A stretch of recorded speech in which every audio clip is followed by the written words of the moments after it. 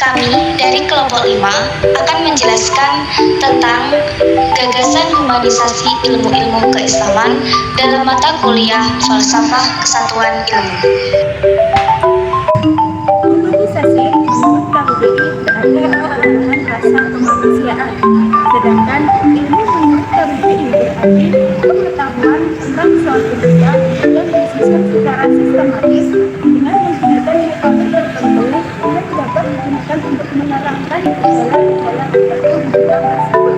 Nah, jadi humanisasi adalah mengonstruksikan ilmu keislaman agar semakin menyentuh dan memberi solusi bagi persoalan nyata di kehidupan manusia.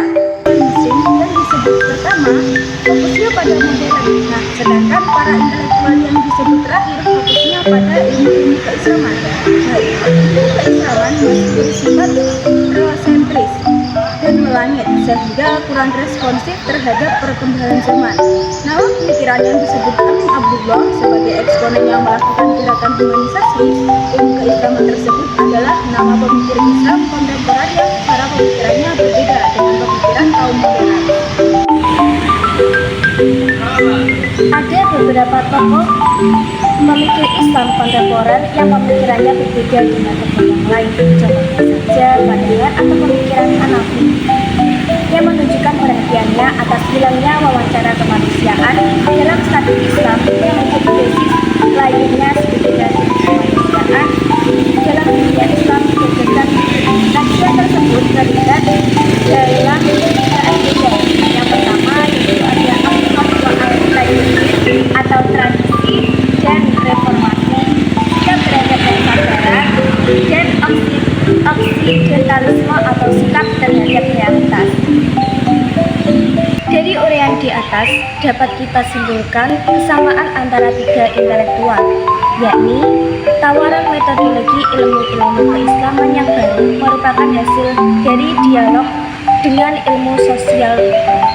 Jadi, secara epistemologis, gagasan humanisasi ilmu-ilmu keislaman yaitu humanistik yang muncul sebagai counter teori terhadap kecenderungan positif dalam falsafah ini.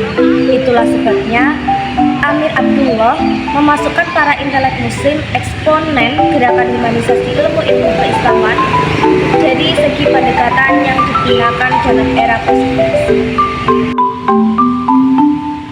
Pengembangan dalam ilmu kalam itu bisa dilakukan dengan tataran paradigmatik, yakni dilakukan humanisasi terhadapnya, yang mana ilmu kalam sebenarnya lebih diarahkan ke langit, kini lebih diarahkan ke bumi.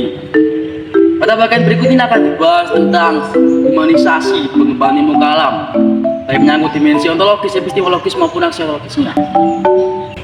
Yang pertama, dimensi ontologis. Sebagaimana telah dikemukakan bagian terdahulu bahwa secara ontologis objek kajian ilmu kalam klasik itu membahas tentang hal-hal yang bersifat ketuhanan dengan segala derivasinya.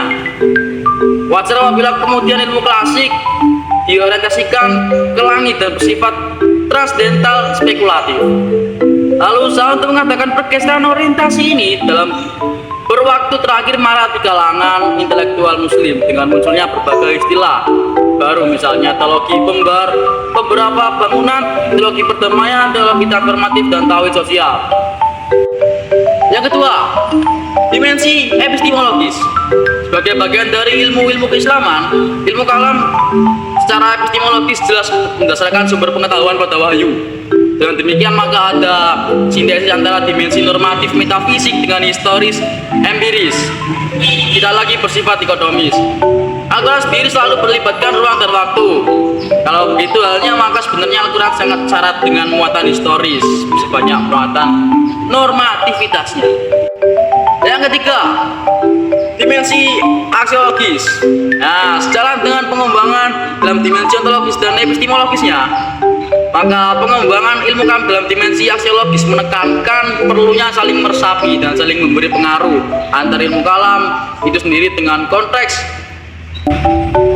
Ya, jadi demikianlah telah dikemukakan pembahasan mengenai gagasan humanisasi ilmu-ilmu keislaman yang merupakan respon intelektual terhadap muslim kontemporer terhadap ilmu-ilmu keislaman itu pada yang bersifat teosentris ya. Mungkin cukup sekian yang dapat kami sampaikan. Kurang lebihnya mohon maaf. Assalamualaikum warahmatullahi wabarakatuh.